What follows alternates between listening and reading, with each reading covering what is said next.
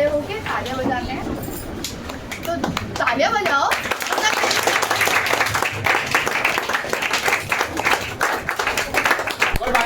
Good morning. Are you excited? Yes sir. आज बात है पैसे की। एक्चुअल पूरी दुनिया किससे चलती है? पैसे से। पैसा, जिसकी जेब में पैसा है, विटामिन एम है, वो बंदा सबसे पावरफुल है। किसी भी एक आम आदमी, एक गरीब आदमी किसी भी मॉल को देखकर उसमें क्यों नहीं घुसता? क्योंकि उसकी जेब में पैसे ही नहीं है। अगर आपकी जेब में क्रेडिट कार्ड हो, डेबिट कार्ड हो और 1,10,000 मतलब 1 लाख रुपये पड़ा, कम से कम पड़ा हो, या अपने बजट के हिसाब से जो आपकी डिजायर है उस हिसाब से उतना अमाउंट पड़ा हो, तो आपको डर लगेगा? नहीं सर। चाहे आप विंडो शॉपिंग करने जाओ, विंडो शॉपिंग करने के लिए भी ना एक कॉन्फिडेंस चाहिए होता है। चाहे जेब में पैसे नहीं, जैसे बताया था लास्ट में मेरा दोस्त था, कॉन्फिडेंस भर के था उसका, अंदर घुस जाता था, कपड़े ट्राई करके था। मुझे तो सही बताऊं, आज भी डर लगता है कि ट्राई करने के मामले में, क्योंकि मेरे जेब में पैसे हैं, चाहे भले पैसे हैं, लेकिन जब तक मुझे उसकी ज़रूरत नहीं है तो मैं विंडो शॉपिंग नहीं करता। ज़रूरत है तो ही जाता हूँ, क्योंकि टाइम को ऑब्जर्व करता हूँ। लेकिन विटामिन एम की जो बात है ना, आप भी जानते हैं कि अगर आपको पैसे कमाने के साथ साथ अगर पैसे बचाना और उसे इन्वेस्ट करना आ जाए, तो आपको क्या लगता है आपकी लाइफ कैसी होगी? कैसी होगी? गरीब आदमी क्यों गरीब रहता है पता है आपको? क्योंकि उसको लाइफ को जीने के ना कुछ बेसिक फंडे नहीं पता। वॉरेन बफेट सुना आपने? वॉरेन बफेट दुनिया का एक ऐसा व्यक्ति है जिसे इन्वेस्टमेंट के अंदर गॉडफादर कहा जाता है। जब वो 11 साल का बच्चा था तो वो अखबार डाला करता था अपने स्टेट में, देखिए अपनी कंट्री के अंदर। वो 11 साल के बच्चे ने दिमाग में केवल ये था कि मुझे पैसे बनाने हैं, और उसने थोड़े थोड़े पैसे इन्वेस्ट करना चालू किए। आज उसके पास इतने पैसे हैं कि वो कई कंट्रियों को खरीद सकता है। 1.5 लाख जो रॉयल्स रॉयल कार होती है, 1.5 लाख खरीद सकता है, इतना पैसा है।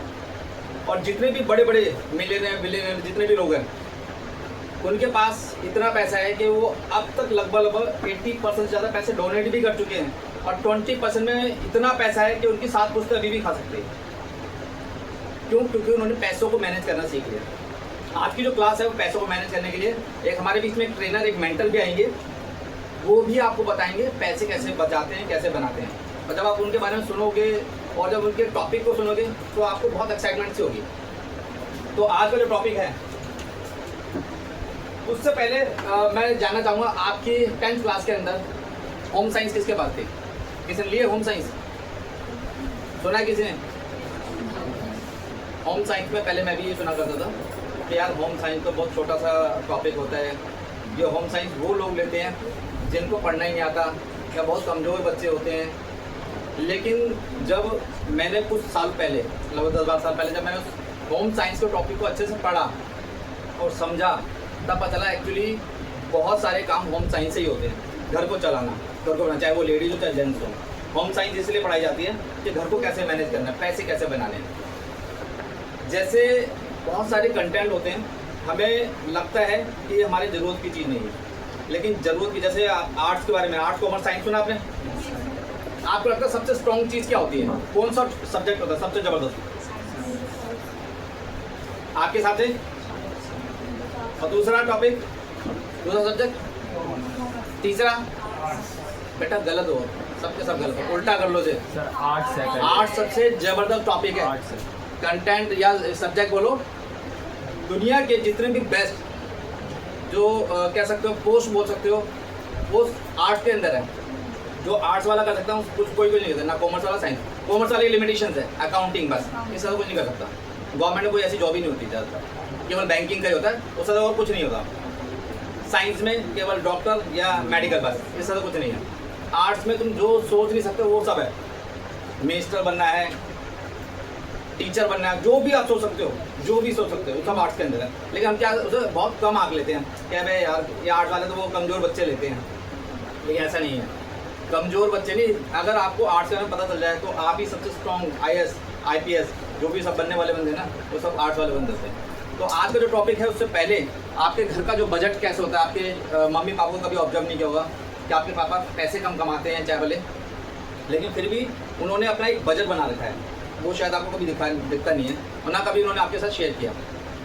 तो वो टॉपिक क्या है, आज आपको अगर इसके बारे में पता चल गया और वाकई में आपने उसे पर्सनल, चाहे भले अभी आप शादीशुदा नहीं हो, आने वाले टाइम में शादी हो जाएगी, आपकी भी फैमिली होगी, तब भी आपको पता होना चाहिए कि आपको अगर वो बजट सेट करना आ गया ना तो परेशान हो गए। लेकिन आज की डेट में क्या होता है, लोगों की डिज़ायर बहुत बड़ी है, कमाते 10,000 रुपये हैं, फ़ोन होता है आईफोन उनके हाथ में, 10,000 रुपये की सैलरी है और 1.5 लाख का आईफोन भी निकल वाला है, समझ रहे हो, 1.5 लाख का फ़ोन। और फिर क्या चलता है EMI पर, उनको ये नहीं पता तो EMI के अंदर कितना रेट ऑफ इंटरेस्ट है, कितना प्रिंसिपल है, कितना मूलधन है, क्या टेंशन है, कब EMI, अगर एक EMI बाउंस हुई तो क्या होगा। अगर आपको ये सारे पैरामीटर पता चल जाएंगे तो लाइफ में टेंशन नहीं होगी। आज का जो टॉपिक है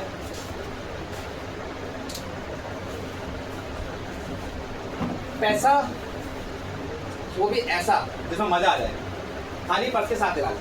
सबसे पहले क्या था, खाली पर्स क्या होता है, एग्जाम्पल के तौर पर हम मान के चलते हैं कि आपकी जेब में पर्स पड़ा हुआ है, अगर वो खाली है तो मजा आएगा। अगर कुछ ऐसा हो जाए कि आपके पास पैसा थोड़ा थोड़ा पैसा उसके अंदर पड़ा रहे और धीरे धीरे एक समय आए वो पर्स थोड़ा थोड़ा जो पतला था, जो खाली था, वो पतले से थोड़ा ठीक हो जाना चालू हो जाए, एक बार भरा हो जाए तो आपको अंदर से अच्छा फील होना चालू हो जाता है। जैसे कनिष्का ने बताया, कनिष्का को हमने बहुत पहले जब वो 14-15 साल की थी तब से ही हमने उसको SIP का बताया, SIP क्या होती है, हमने फिर चालू भी करवाई SIP उसी के अकाउंट से। और SIP के बारे में बताते थे, तो म्यूचुअल फंड के बारे में बताया ये पैसे कैसे होते हैं, क्योंकि मैंने भी सीखा, जब मैंने चीज़ें सीखना चालू किया अपनी बेटी को भी सिखाना चालू करा मैंने कि बेटा आप सीखो, साथ के साथ सीखो, तो हम दोनों मिलकर सीखेंगे, पूरी फैमिली सीखेगी। क्योंकि क्या है कि सही समय पे अगर सही कदम उठा लेते ना तो वो पैसा भी बहुत बड़ा होता है। कभी आपने सुना कि एक रिक्शे वाला 500 रुपये देकर भी करोड़पति बन सकता है, सुना कभी आपने? ऐसा पॉसिबल है? नहीं है ना पॉसिबल। लेकिन आप ध्यान से सुनोगे समझोगे तो एक रिक्शे वाला भी करोड़पति बन सकता है। लेकिन क्या होगा, उस करोड़पति बनने के साथ साथ क्या वो अपने बच्चों को, उनको सीट अवेलेबल रखना, अपने बच्चों के लिए वो अवेलेबल, आराम से ये बढ़िया। एक रिक्शे वाला अगर सिस्टमेटिक प्लान को अगर होल्ड करता है, उसको उस पर काम करता है, सिस्टमेटिक प्लान में जैसे होता है SIP, सिस्टमेटिक इन्वेस्टमेंट प्लान होता है, अगर वो उसको चालू करता है अपने अकाउंट के साथ में, तो आने वाले आपको टाइम पीरियड में थोड़ा लंबा नजर आएगा, लेकिन 500 रुपये से वो करोड़पति बन जाएगा, अपने बच्चों को जरूर बना देगा। लेकिन हम लोग क्या करते हैं, 500 रुपये होता क्या है, मैंने 500 रुपये आप तो ऐसे ही खर्च कर दोगे। अगर आप देखा जाए ना, ऑब्जर्व करो तो मोमोज में कहीं टिक्की की रेडी पे खड़े होगे, ऐसे ही खत्म। लेकिन जब हम उसे बोलेंगे कि आपको रेगुलरली 500 रुपये जमा करने हैं, तो आप कहोगे दिमाग में आएगा, लॉन्ग टर्म तो सोचते नहीं आप, अरे उससे होता क्या है, अरे 2, 4, 5, 10 बार एक साथ भर लूँगा, होगा क्या। लेकिन 500 रुपये अगर आप एक साल तक जमा करते हो तो कितने बनेंगे, ज़्यादा कितना अमाउंट बनेगा 500 रुपये के हिसाब से एक साल का 6,000 रुपये। और अगर आप 6,000 रुपये को अगर के हिसाब से 10 साल भरोगे कितना होगा, और अगर 20 साल भरोगे तो 1,20,000, और अगर उसको 25 साल भरोगे तो लगभग 1,80,000 समथिंग, 2 लाख लगा लीजिए। 25 साल बाद जो 2 लाख रुपये अमाउंट आपके कितने हो जाने चाहिए, अंदाजा 2 लाख के कितने हो सकते हैं 25 साल बाद।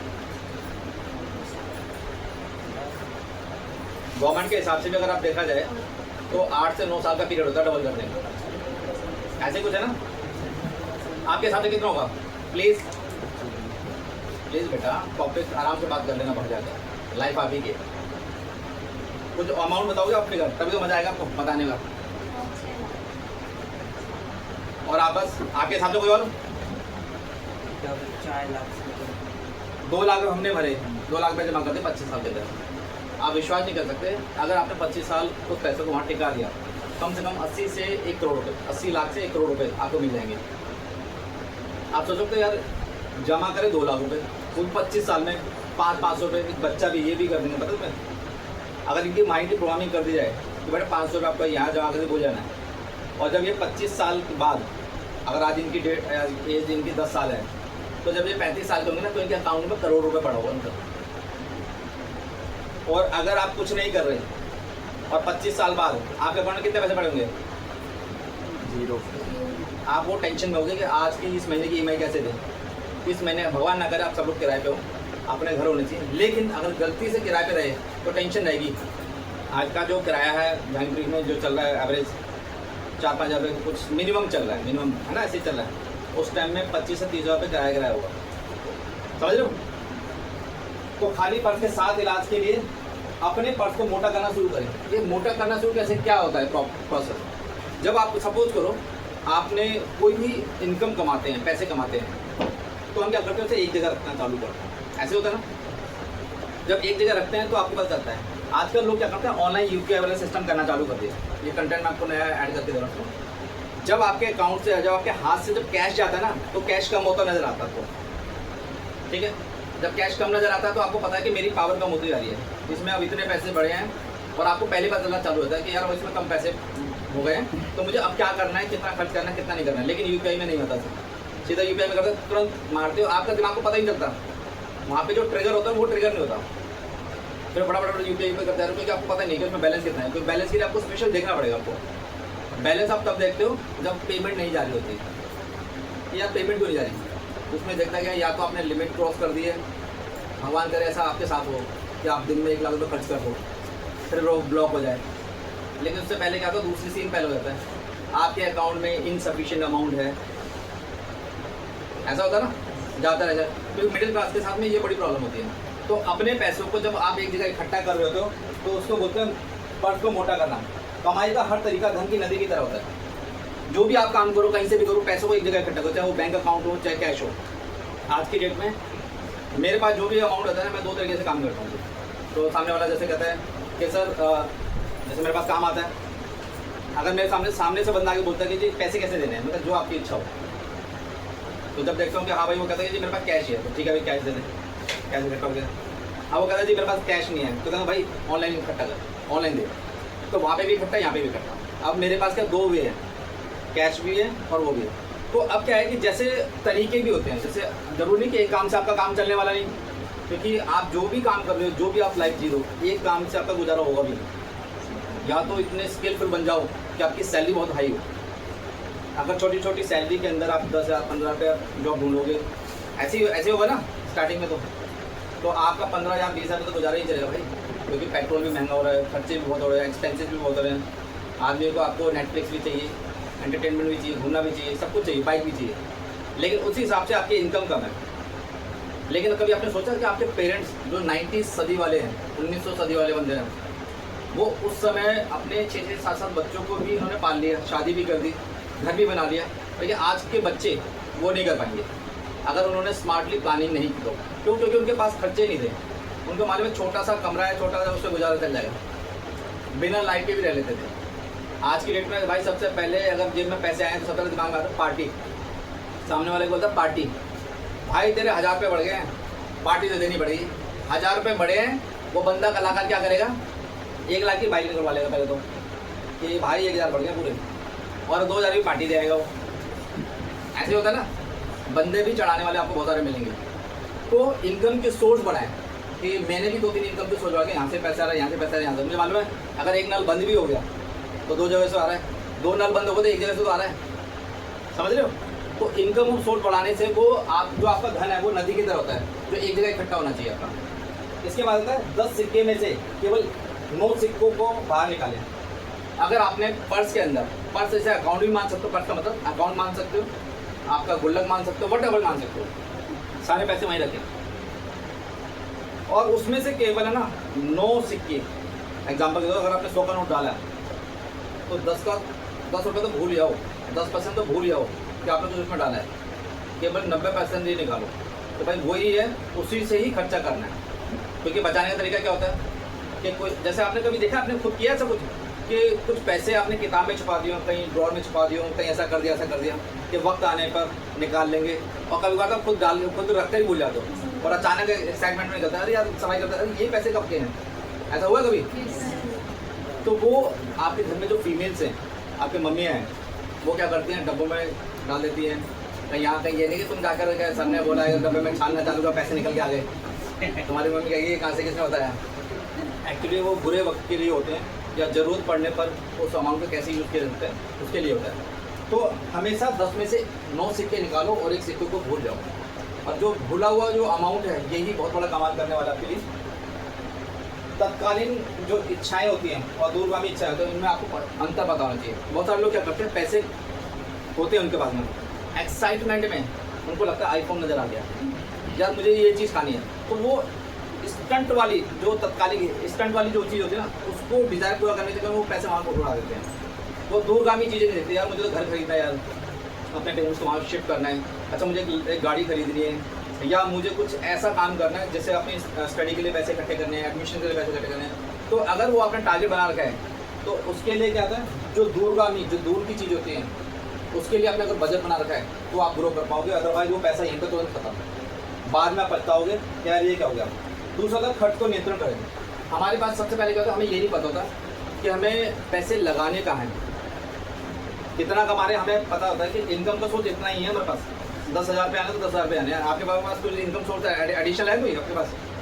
पापा के पास एक ही सोर्स है, जहाँ जॉब करते हैं बिजनेस करते हैं वटेवर, एक ही सोर्स है, उतने ही पैसे आने हैं। लेकिन अगर आपने खर्चों को कंट्रोल नहीं किया तो पैसे जो आ रहे हैं वो ओवरलोडेड हो जाएंगे। कर्जा क्यों चढ़ता है आदमी पे? जब वो अपनी इनकम से ज़्यादा जब खर्च करना चालू करता है तो कर्जदार तब बनता है।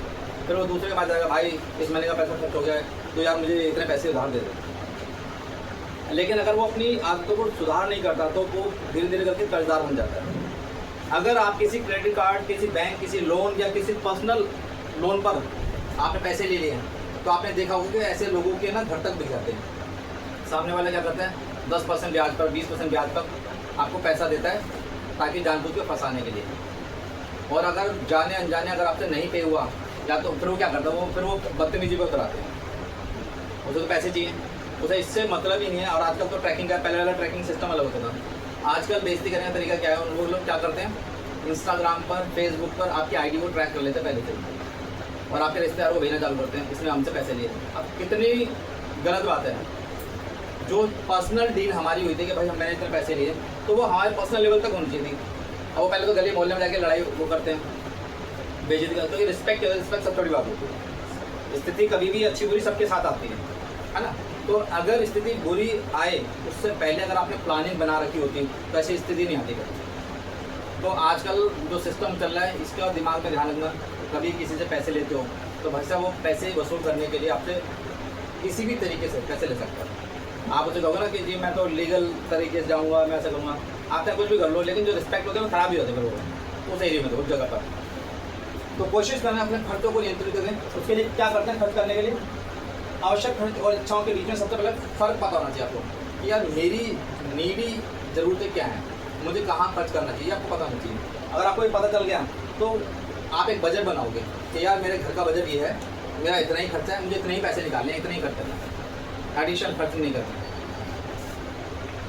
इसके बाद आता है अपने धन को कई गुना बढ़ा सकते हैं। पैसों को बढ़ाने के क्या तरीके हो सकते हैं? पैसे कैसे बढ़ सकते हैं?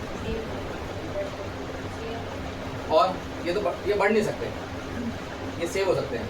पैसों को बढ़ाने का तरीका कैसे? सपोज करो आप कमा रहे हो, अपनी फैमिली आप चला रहे हो, ठीक है, आपके मम्मी पापा भी हैं, आपके पार्टनर भी हैं, आपके बच्चे भी हैं। अब आप उस पैसों को कैसे, कहाँ लगाओगे, कैसे बढ़ेगा आपका पैसा? अभी तक आपने क्या सुना है, पैसे कैसे बढ़ सकते हैं?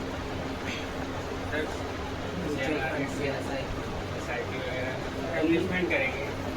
कहीं कुछ और सुना है आपने? ये चीज़ सुनिए ना, पैसे से, और जैसे कि कुछ फिक्स करवा दिया। अभी क्रिएटिव माइंड है, SIP कर रहे हो, शेयर मार्केट कर रहे हो, म्यूचुअल फंड है, प्रॉपर्टीज़ है, कहीं पर आपने सही बंदे को सिलेक्ट करके कि इस सही बिजनेस में पैसे इन्वेस्ट कर दिए, ठीक है, उसके साथ पार्टनरशिप कर ली, या आपने जैसे आज के डेट में रिक्शे चल रहे हैं, कुछ भी ऐसा अच्छा प्रपोजल बनाकर आपने उसे एग्जीक्यूट करा और डेली बेसिस पे आपको पैसे आ रहे हैं। जैसे आज की डेट में जो बैटरी रिक्शा था वो भी 800 से 1000 रुपये कमा लेते हैं लोग, है ना। अगर वो बंदा अगर डेली के 300 से 500 रुपये शायद रिक्शा का किराया होता है वहाँ पर, ऐसा कुछ होता है ना, मैक्सिमम मान लो 300 रुपये किराया होता है, 700 रुपये बचते हैं, 7 या 21,000 रुपये वो बंदा कमा सकता है। उसमें से किसी दिन उसका रिक्शा यूज नहीं किया, कुछ भी ऐसा कुछ कारण हो गया तो उसमें हमने मान लिया मोटा मोटा हमने 18,000 रुपये 20,000 रुपये उन्होंने कमा पाया, ये उसकी इनकम हो गई। अगर एक बंदे ने ऐसे 10 रिक्शे डाल दिए और एक रिक्शे से हम कहीं और ले आते हैं, कम ले आते हैं, नीचे कम करते हैं, कि 15,000 रुपये कमा रहा है, लेकिन उसने ऐसे 10 रिक्शे डाल दिए तो कितने पैसे कमाएगा एक महीने में? 1.5 लाख रुपये। समझ रहे हो पैसे कमाने का तरीका क्या है? शार्प माइंड यूज़ करना। अगर आपके पास पैसे हैं, आपके पेरेंट्स के पास पैसे हैं, स्मार्टली कैसे यूज़ कर सकते हैं। उनमें से बहुत सारे लोग डरते हैं कि यार रिक्शा जाए बाहर जाएगा तो ये ठुकेगा भी, बंद भी होगा, लड़ाई भी होगी, तो इसके लिए दिमाग से तैयार होना पड़ेगा। क्या कोई पैसा ऐसा है जो आराम से बिना किसी टेंशन के आ जाए? अगर आपने अपना मकान खरीद लिया, समझे, 50 लाख का आपने मकान खरीद लिया, उसे किराए पे दे दिया, तो टेंशन नहीं होगी साला किराएदार कब्जा ना करना। शरीफ इंसान तो ये समझता है ना। अगर आप लड़ने बैठने के लिए तैयार हो तो फिर तो इस जीवन में यहाँ पर आए हो ना, धरती पर आए हो तो लड़ने बैठने के लिए तैयार हो। लड़ने बैठने का मतलब ये नहीं कि आप किसी को मारा पेटी करो, दिमाग से ट्रेन रहो, उन सही चीज़ों को एग्जीक्यूट करो जिससे आप अपनी प्रॉपर्टी, अपने पैसों को सेव कर पाएँ। पैसों को नेक्स्ट लेवल पे लाने के लिए तो क्या होता है कि पैसे, जैसे मैंने आपको तरीका बताया, इन्वेस्ट करो, सही जगह पे इन्वेस्ट करोगे, हर सिक्के से मेहनत करवाते रहो। जैसे बहुत सारे क्या करते हैं, जैसे गांव में क्या करते हैं, गांव में क्या करते हैं, कुछ जैसे एक मैं आपको स्टोरी सुनाता हूँ, ठीक है, शॉर्ट में से बात। एक बार क्या होता है, राम और श्याम होते हैं, तो वो दोनों मिलकर ना एक गाँव में खाली बैठे होते हैं, खेती किसानी कर रहे होते हैं वो लोग। तो वो कहते हैं यार हमें ना पैसे कमाने बहुत तगड़े। कहते उसके लिए क्या करें? कहते शहर चलते हैं। कहते हैं ठीक है भाई। तो राम कहता भाई शाम से कि भाई इतनी तारीख को इतने बजे हम यहाँ पे मिलेंगे, तो आ जाइए यहाँ पर। कहता ठीक है। तो वो अगली बार जब पहुँचते जो डेट होती है तो राम तो पहुँच जाता है, लेकिन शाम नहीं पहुँच पाता वहाँ पर। लेकिन राम के दिमाग में बिल्कुल कंसेप्ट लेता है यार मुझे तो अमीर बनना है, मुझे तो जाना है। राम देखता है, उसका वेट करता है, पहली बार छूट जाती है, दूसरी लास्ट बस होती है, फिर वो देखता है वो नहीं आया, वो चला जाता है। राम क्या करता है, शहर पहुंचकर उसने कंसेप्ट बनाया होता है, वहाँ पर उसी कंसेप्ट पे काम करता है, और 5 साल बाद वापस वो एक मर्सिडीज में आ रहा है अपने गाँव में। लेकिन उसकी वेशभूषा, उसकी पर्सनालिटी सब कुछ इनहेंस हो चुकी होती है, चेंज हो चुकी होती है। तो वो जब जा रहा था ना, तो अचानक उसे सामने से उसका दोस्त मिल जाता है, तो गाड़ी रोकता है, कहता श्याम क्या चाल है? वो पहचानते नहीं, कहता भाई आप कौन? यार तेरा दोस्त राम। कहता हाँ हाँ भाई कैसा है तू? क्या तेरी पर्सनैलिटी, तेरा तो सब कुछ बदल गया। कह रहे यार कि राम बोलता है कि यार जब हमारी बात हुई थी आज से 5 साल पहले कि हम पेड़ के नीचे इतनी तारीख को इतना मिलेंगे जाने के लिए, प्रोजेक्ट हमने सब बना लिया, तो तू क्यों नहीं आया? तो उसने पूछा कि सबसे पहले ये बता भाई कि तू अमीर कैसे बना? कहता वही प्रोजेक्ट। कहता अच्छा है कि वो गाय भैंस वाला? कह रहा हाँ हाँ, कि पहले मैंने गाय खरीदी, उस पर बहुत मेहनत करी, उसके बाद दूध बेचा, इस तरीके से बेचा, ये काम करे, मैंने उसका दूध बनाया, फिर दही बनाया, फिर पनीर बनाया, बटा करके कि मैंने उससे फिर जब पैसे इकट्ठे हो गए फिर मैं दूसरी गाय ले ली, फिर 2 से 4, 8, 10, आज मेरे पास में 500 ज़्यादा गाय भैंसे हैं। कहता है कि यार अच्छा, क्या तू क्यों नहीं आया?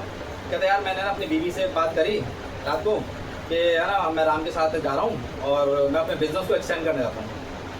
तो वो कह रहे अच्छा, तो क्या बताया फिर? क्या मैंने अपनी बीवी को बताया कि हम एक गाय खरीदेंगे या एक भैंस खरीदेंगे, तो उससे होगा। तो कहता मेरी बीवी ने एक बात कह दी, बस मेरे दिमाग में वहीं पे डाउट आ गया। कहता क्या बात कही? कहता अगर भैंस मर गई तो? खरीदने से पहले मर गई। कह रहा बात मैं उसी डर से मुझे लगा मेरे पैसे खराब हो जाए, इसलिए मैं कहता देख आज तू कहाँ है और मैं कहाँ हूँ। तो हम सबकी गाड़ियाँ कैसे बंद हो जाती हैं कि भैंस मर गई तो? आपने अभी लाइफ में कुछ किया भी नहीं है। अरे मैं आपको प्लानिंग बता रहा हूँ, आप कहते हैं कि सर पता नहीं कौन से इन्वेस्टमेंट प्लानिंग बता रहे हैं और मेरे पैसे डूब गए तो? और पहले कमा तो लो। लास्ट टाइम बता देना आपको, भगवान के पास जाते हैं, एक सिक्का फेंकते हैं, हे भगवान 1 लाख की लॉटरी निकाल दे। दूसरी स्टोरी में कहता है बार बार भगवान के पास पहुँचता है, हे भगवान 1 लाख की लॉटरी निकाल दे, हे भगवान 1 लाख की लॉटरी निकाल दे। भगवान जी को गुस्सा आता है और एक सामने प्रकट होते हैं और जाकर पढ़वाते हैं, कहते हैं लॉटरी निकालूंगा, खरीद तो ले पहले।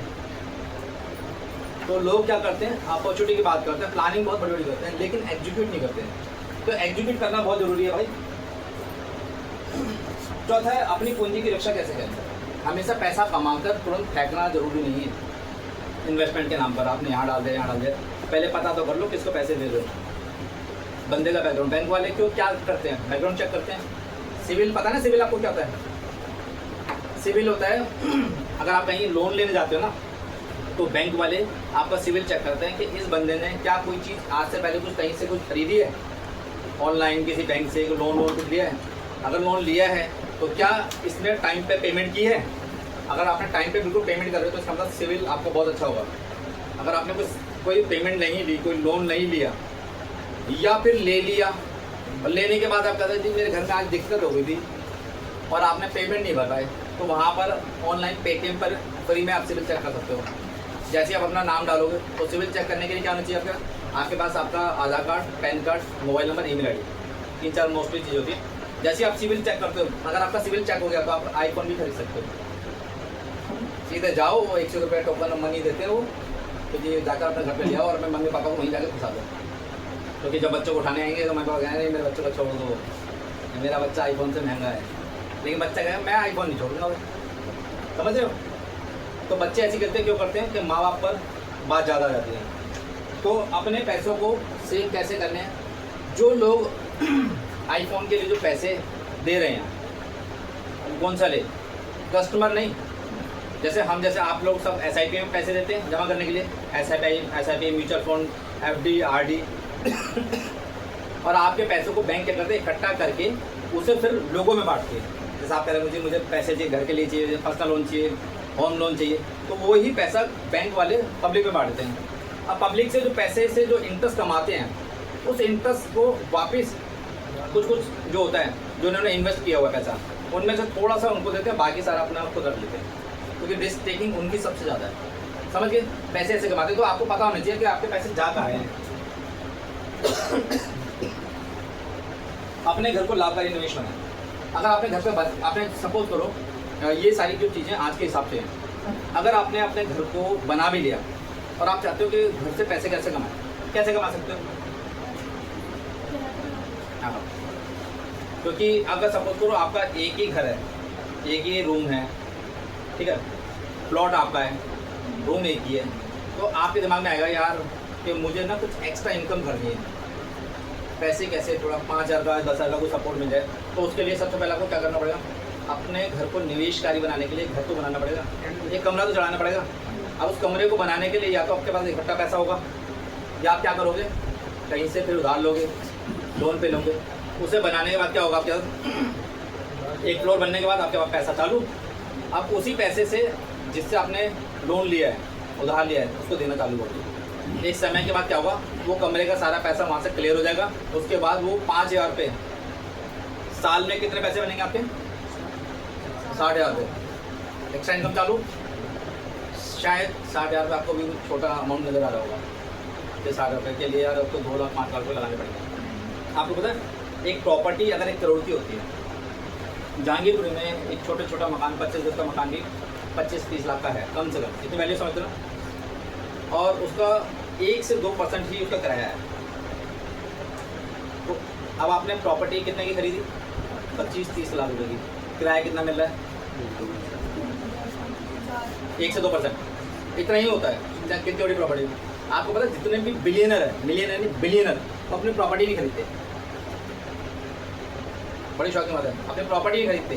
उन्हें मालूम है कि यार मुझे कोई प्रॉपर्टी अगर रहना है तो इस प्रॉपर्टी वैल्यू क्या है 100 करोड़, मुझे इस अपार्टमेंट में रहना है, तो वो क्या होता है उसका 1 या 2% अमाउंट होता है, वो उसको देके वहाँ पे एंजॉय कर लेते हैं, कोई पैसा नहीं लगाते वहाँ पर, कुछ नहीं करते हैं।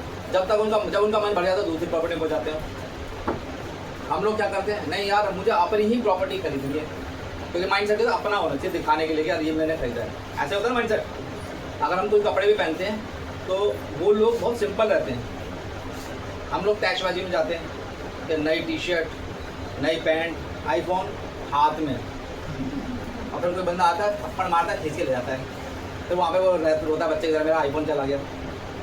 वो लोग ऐसा नहीं करते, वो बहुत सिंपल सा फ़ोन रखते हैं। आपको जानते हो बड़ी हैरानी होगी, वो अपने बहुत जो पासवर्ड वाले जो फ़ोन होते हैं ना, जिसमें पासवर्ड OTP आते हैं, तो बहुत सिंपल सा फ़ोन रखते हैं, कीपैड वाला। हैक ना कर पाए। हैक कौन सा फ़ोन होते हैं? स्मार्टफोन होते हैं, और सिंपल वाला फ़ोन रखते हैं, वो जिसमें OTP आते हैं, वो देखते हैं, बस काम ही नहीं है उनको। और वो मोस्टली किसी को, ज़्यादातर लोगों को तो वो अपना विजिटिंग कार्ड में नंबर भी देते हैं, बहुत सेम सिक्योर देते हैं। और यहाँ पर हम लोग जरा सा थोड़ा सा पैसा क्या जाए, हम सिक्कों की तरफ चलना चालू कर देते हैं। वो सिक्के नहीं बनते, वो नोट बन के रहते हैं। नोट क्या होते हैं? नोट कभी बचते हैं? क्या बचते हैं? सिक्के छोटे होते हैं, इसलिए वो बचते हैं, भारी भी लगते हैं। लेकिन नोट जब भारी होते हैं ना, दिखाई नहीं देते, पर फील होते हैं। अगर आपकी जेब में अगर 1 लाख रुपए आपकी जेब में पर्स में पड़ा हो, आपका फील, आपका प्राउडेस्ट बड़े अलग लेवल पे चलेगा आपका। और अगर माइनस में चला जाए और आप बाहर जा रहे हो तो टेंशन हो जाएगी, यार पानी कैसे पीना है, खाऊँ कैसे, मन कर रहा होगा खाने का, लेकिन आपके पास लिमिटेड अमाउंट है कि यार मुझे घर पे जाने के 10 रुपये चाहिए और ये 10 रुपये जाने के ही पैसे हैं, भूख पड़ी दे रही है, आपके कोई ऑप्शन ही नहीं है। अगर आपके जेब में पैसे हैं, ऑप्शन है बहुत सारे, आप सोचो कि बिल्कुल खा लोगे। क्यों? क्योंकि आपने उस लेवल पे अपने आप को मेंटेन किया है। कमाई का 10वां हिस्सा ठीक है भविष्य में जीवन के आनंद के लिए रखा जाता है। आपने जैसे हिंदू हर धर्म के अंदर एक टेक्निक होती है, बहुत पुराने टाइम से चल रही है, जिसे हिंदुओं में बोलते हैं दसवन। दसवन सुना आपने? ये नए नए वर्ड है, सुनो। पुराने जो लोग हुआ करते थे उनको भी मालूम था कि अपने बच्चों को, अपनी पीढ़ियों को नई चीज़ सिखाने के लिए हमें क्या करना चाहिए। गांव में जो किसान जो लोग होते थे ना, वो भी अपनी खेत का 10वां हिस्सा भगवान के नाम पर रखते थे। कभी आप फिल्मों में देखा पुराने नाम पर, तो 10वां हिस्सा वो भगवान के नाम पर रखने का मतलब वो दूसरों को बांट देते, गरीबों को बांट देते, ताकि वो हाई लेवल की जो एनर्जी है वो वापस स्पिरिचुअल लेवल की एनर्जी सपोर्ट उनको दे। ऐसे ही हम जो पैसे कमाते हैं तो 10वां हिस्सा 10% हमें डोनेट करने चाहिए। अब क्या होता है, हमारे पास तो कोई पैसे नहीं है, हम कैसे डोनेट करें। लेकिन जब साइकोलॉजी यहाँ से सेट करते हैं ना, जब आप किसी को देना चालू करते हो, सृष्टि आपको वापस भी देना, फुल फोर्स से वापस देना चालू करते हैं। आपको पता है, आपको अभी हमें लगता है भाई अभी तो हम दे रहे हैं, और देने से पहले ना आपके दिमाग में होगा यार जा रहे हैं। अगर ऐसी फीलिंग आ गई जा रहे हैं, मैं क्यों दूँ, तो वापस नहीं आएंगे। आप देना, हेल्प करना चालू करो, आपके पास डबल फोर्स से डबल ट्रिपल आना चालू हो जाएंगे। तो मैं अपने पर्सनल लेवल की चीज़ बताता हूँ। मैं अपने घर में क्या करता हूँ, मैं कोई भी चीज़ शॉपिंग करता हूँ या कुछ भी करता हूँ तो मुझे ऐसा लगता है कि यार मेरे पास पैसा आ रहा है, और डेफिनेटली बताता हूँ। अगर और एक बार मैंने बीच में करने की कोशिश करी, यार मुझे ना कुछ बजट बनाना था कि मुझे लगा यार पैसे को ना थोड़ा सा खर्च करना कम करो। तो जिस दिन मैंने दिमाग में सोचा ना पैसे खर्च नहीं करने, फालतू चीज़ें नहीं खर्च करनी है, शॉपिंग नहीं करनी है, तो जिस दिन मैंने ऐसा बजट सेट किया तब मेरे पैसे ब्लॉक हो गए, पैसे आना ही बंद हो गए। मैं तो यार शायद कुछ ऐसा कुछ वाइब्रेशन अलग हुई है। मैंने फिर दोबारा फिर चेंज किया, दिमाग में आया कि यार मैंने ये काम किया है, पैसे खर्च नहीं कर रहा। तो जब मैंने दोबारा पैसे फ्लो करना चालू किए, वापस आना चालू किया, मैं आपको कल बताऊँ मैंने कल कुछ शॉपिंग करी। शॉपिंग करते ही आप विश्वास नहीं मानोगे, मेरे अकाउंट में 50,000 आ गए। अब वो मेरे दिमाग को ट्रिगर हो गई है कि यार पैसे इन्वेस्ट करने से या खर्च करने से घर वालों पर ऐसे नहीं फालतू काम करो, ऐसे करने से पैसे रिटर्न होता है। पैसे का काम क्या है? पैसे का काम है इन्वेस्ट करना, रोटेट करना मार्केट के हिसाब से।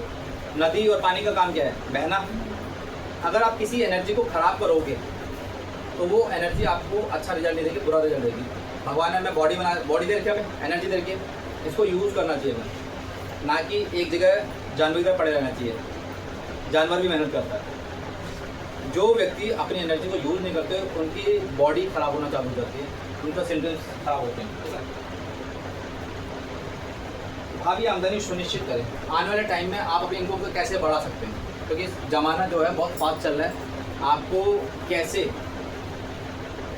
इनकम आपकी स्टेबल रहे और बढ़े, उसके लिए आपको उपाय करना है। बार बार मैं आपको बोलता हूँ, एक ही बार बोलता हूँ, स्किल पे काम करो, स्किल पे काम करो, क्योंकि आपकी इनकम बढ़ाने का एक जरिया केवल गरीब लोगों के पास में स्किल ही है। और कुछ या तो चोरी कर सकते हो, डाका डाल सकते हो, लेकिन उसका रिजल्ट अच्छा नहीं आपको पता है। सीधे जेल, या तो रेल में या जेल में।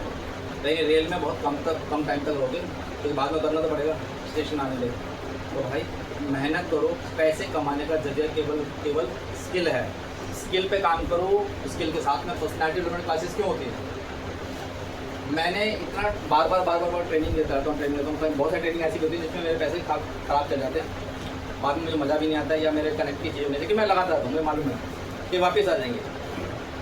कल अभी मैं पिछले अप्रैल के अंदर 19 अप्रैल को मैं ट्रेनिंग में गया था, वास्तु की ट्रेनिंग, ठीक है। तो 2 दिन की ट्रेनिंग थी, 7,500 रुपये अमाउंट था, बहुत महंगा रहा।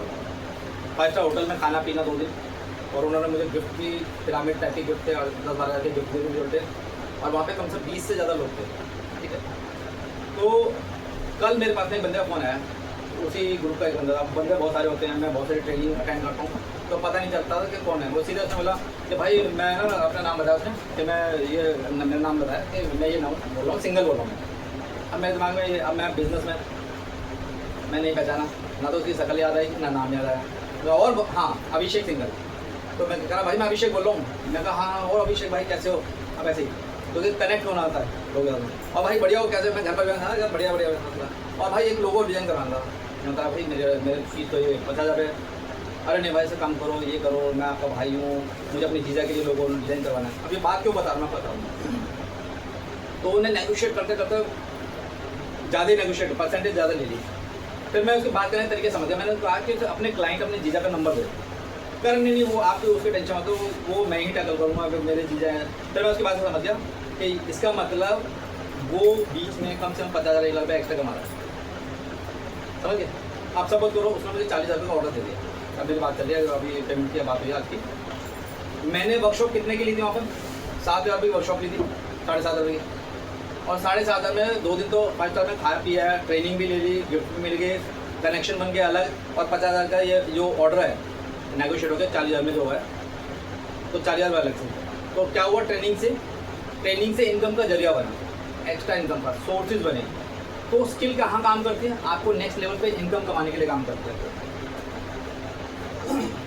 भावी आमदनी सुनिश्चित करना बहुत जरूरी है, क्योंकि अपने बुढ़ापे के लिए, जीवन में बुढ़ापा, परेशानियाँ, मृत्यु एक दिन सच्चाई है।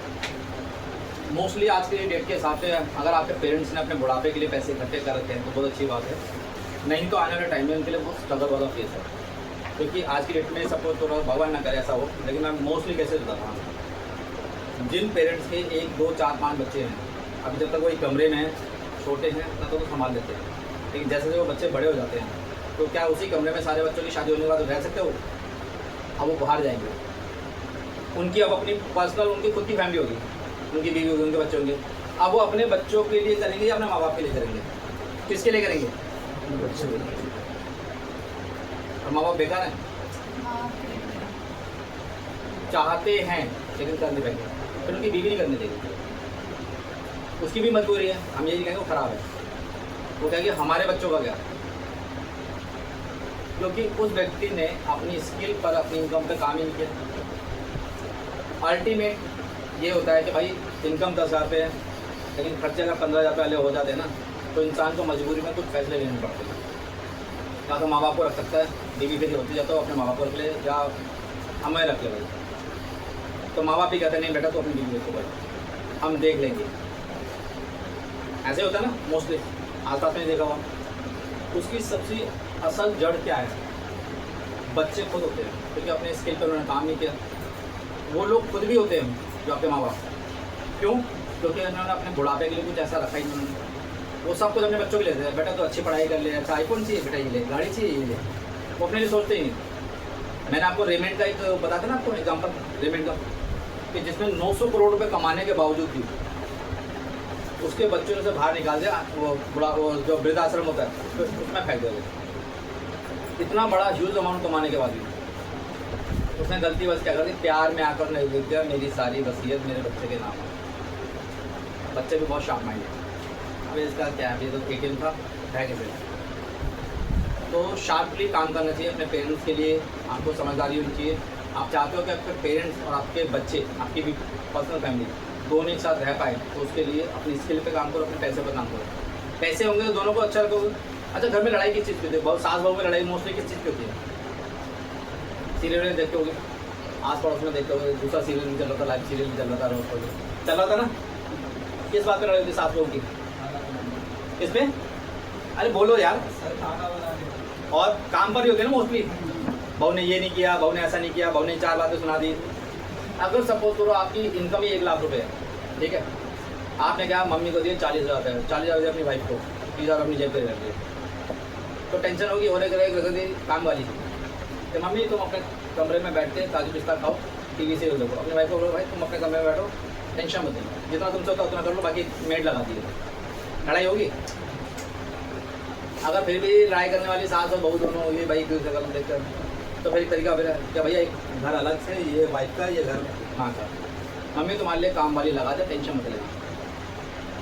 हो सकता है ना।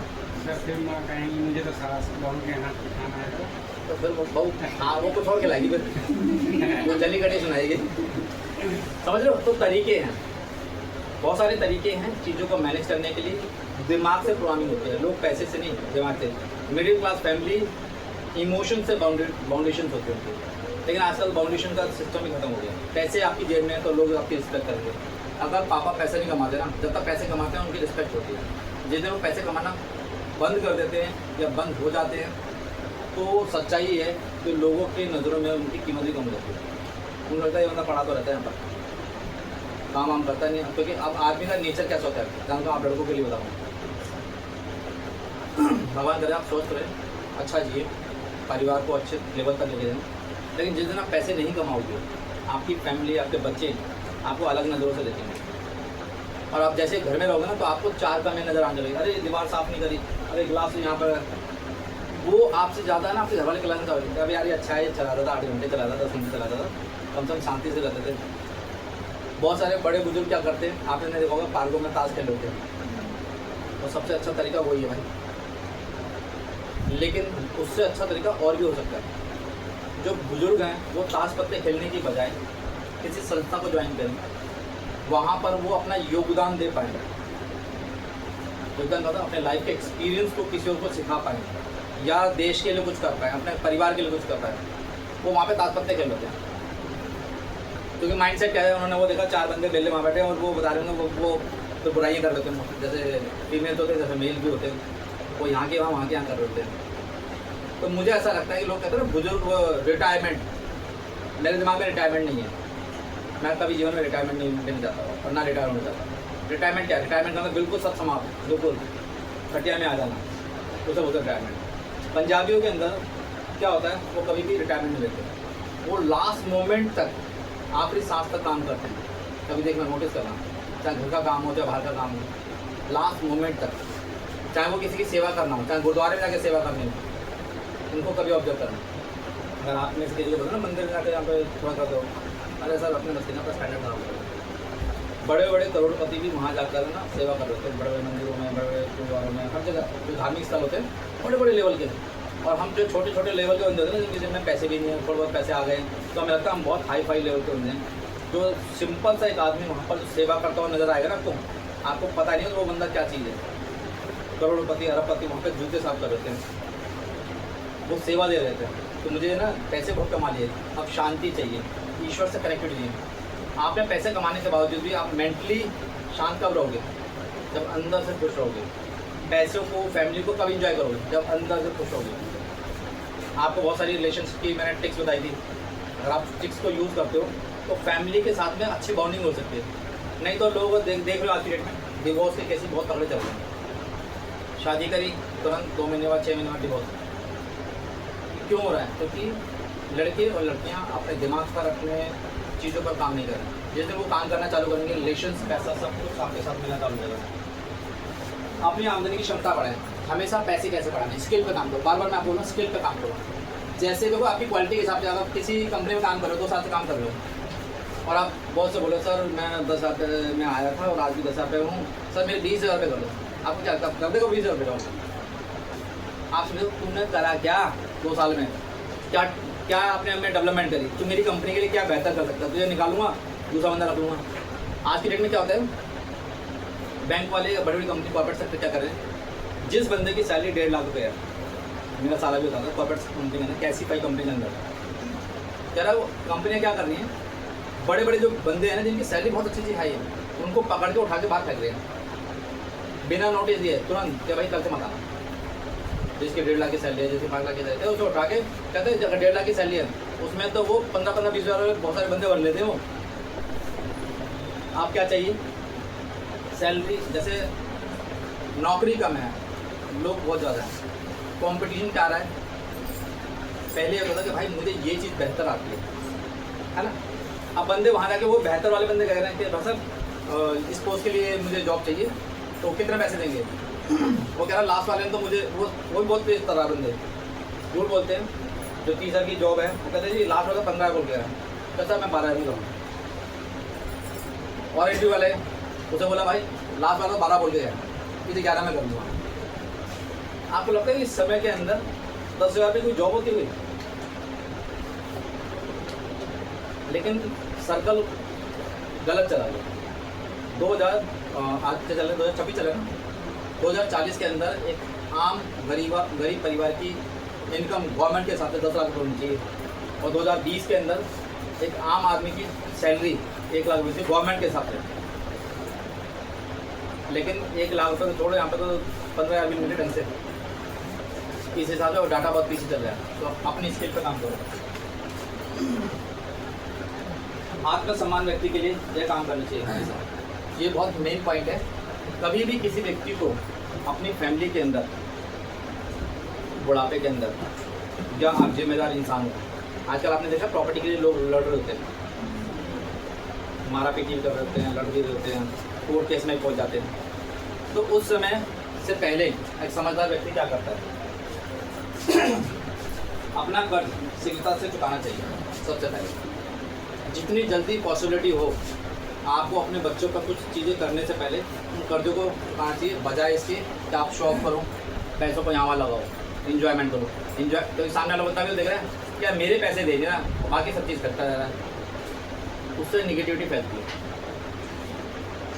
और जिसमें एक चीज़ और भी है, ऐसी चीज़ें ना खरीदें जिसका भुगतान ना कर पाएँ, क्योंकि पहले ही कर्जा है फिर दूसरे और पे और नई चीज़ें खरीदते आ रहे हैं। फिर दूसरा है उसे अपने परिवार की अच्छी से देखभाल करनी चाहिए, ताकि वह उसके बारे में अच्छे विचार रखें।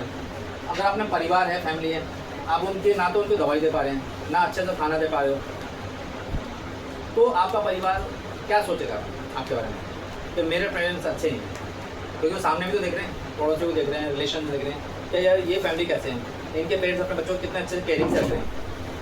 हमारे पेरेंट्स जो हैं हमें अच्छे ना तो एजुकेशन दे पा रहे हैं, ना अच्छा खाना दे पा रहे हैं, वो अपने शौक पूरे कर रहे हैं, कर्जा ले रहे हैं, फालतू की गलत चीज़ें में एक्चुअली दारू पी रहे हैं, कर्ज क्या नाम है जो सट्टा वट्टा खेल रहे हैं। तो ये सब चीज़ें क्या हैं, तो आपके माइंड में चीज़ें खराब होना चालू हो जाती हैं। तो ऐसी चीज़ें नहीं करनी चाहिए।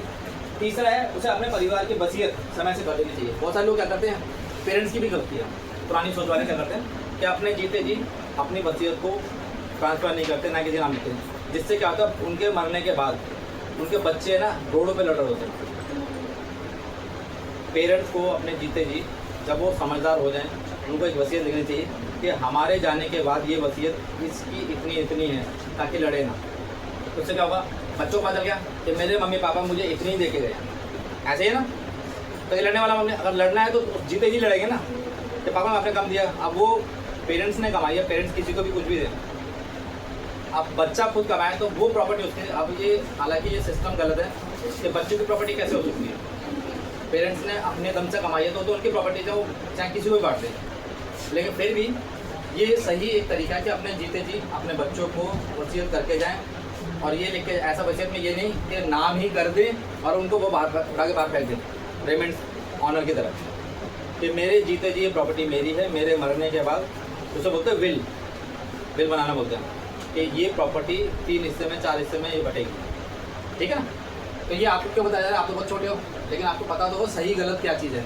जब आपके सामने कोई टॉपिक आएगा तो आपको पता होना चाहिए कि पैसे कमाने के लिए हमें क्या करना चाहिए, प्रॉपर्टी का बंटवारा कैसे होना चाहिए, कब होना चाहिए, जिससे फैमिली अच्छे से मेंटेन कर पाए।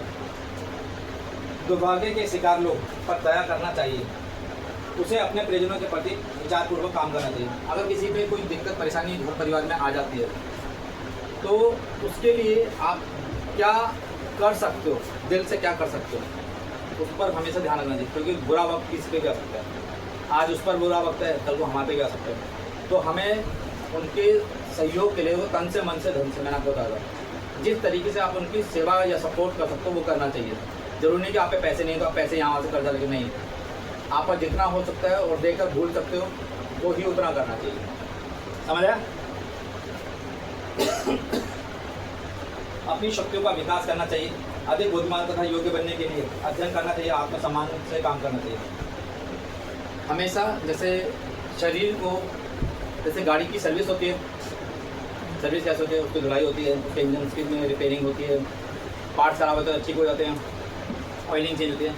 लेकिन हम अपने आप को डेवलप करने के लिए, स्किल के लिए, दिमाग के लिए क्या करते हैं, इसका भोजन है ज्ञान, मेडिटेशन। जब आप इस पर काम करना चालू करते हो तो पैसे कमाने का तरीका यहीं से बस। और हमारी पूरी बॉडी का जो रिमोट दिमाग ही है। इसीलिए गवर्नमेंट बार बार बोलते हैं कि जब आप गाड़ी चलाते हो तो हेलमेट पहन के रखो, क्योंकि सबको पता है कि दिमाग ही है। मतलब दिमाग से बंदा यहाँ से अगर ख़त्म हो तो बॉडी ख़त्म हो। क्योंकि पैरालाइज यहाँ से होता है, यहाँ से होता है। पैरालाइज का एक तरीका क्या होता है, केवल एक गलत विचार, एक एग्रेसिव विचार दिमाग के ब्रेन्स की नसों को डैमेज कर देता है। आपने देखा होगा अपने अड़ोस पड़ोस में कहीं, आपने देखा होगा रिश्तेदारी में कहीं देखा होगा कि बंदे को पैरालाइज हो गया, सुना है कभी? किसी बंदों का अगर आप गुस्सा दिला देते हो और उसका बीपी अगर बढ़ा रहता है तो ऐसे बंदों को बहुत ध्यान रखना चाहिए। मोस्टली ऐसे बंदों की जो बीपी की जो होती है कंडीशन होती है कब ख़राब होती है? एक तो रात के समय, दूसरा जब अमावस का टाइम होता है, जब पूर्णिमा के बाद जब चांद बिक रहा होता है, वो सिचुएशन, वो कंडीशन ऐसी होती है कि ऐसे लोगों को पैरालाइज या सुसाइडल थॉट्स आते हैं। क्योंकि मैं कई सारी ऑकल्ट विद्याओं को सीखते हुए यहाँ पे आऊँ, तो लोगों के साथ होता क्या है, तो ऐसे सुसाइडल थॉट्स या नेगेटिव थॉट्स आना चालू होते हैं। तो आप हमेशा अपने सेहत पर भी ध्यान रखो। ज़्यादा चिल्ली पैकेट और जो मोमो जो चल रहे होते हैं ना, उनमें इतना ज़्यादा हाई लेवल का पोटेशियम टाइप का जो नमक होता है वो बहुत हाई लेवल डालता है। आदमी चटकारे लेने के लिए खा तो लेता है, लेकिन बाद में उसका ब्लड पे इम्पैक्ट पड़ता है, जिससे 10 तरह की बीमारियाँ चालू होती हैं।